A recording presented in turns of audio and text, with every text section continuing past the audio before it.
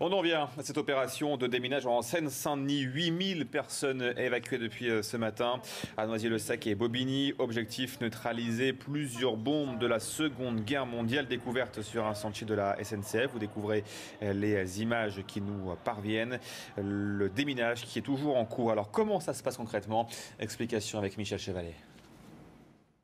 Il faut neutraliser la bombe, c'est-à-dire d'éviter, bien entendu, l'explosion.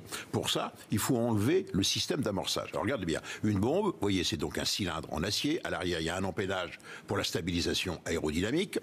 À l'avant se trouve une petite hélice. Cette petite hélice, lorsqu'elle est lâchée de l'avion, se met à tourner. Quand elle tourne, elle fait tourner une vis sans fin, une petite vis, qui va libérer le percuteur. Donc là, elle est amorcée.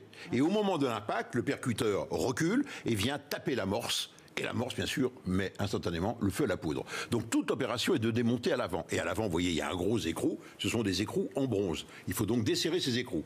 Première opération, vous pouvez le faire, je voudrais dire, à la main. C'est risqué.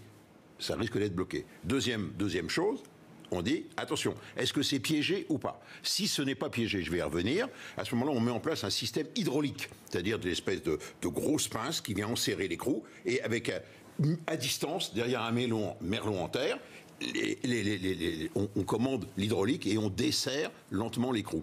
Et si ça ne va pas, on va utiliser des jets d'eau sous très forte pression de façon à couper la tête de la bombe. Voilà ce genre d'opération dans laquelle ils sont actuellement.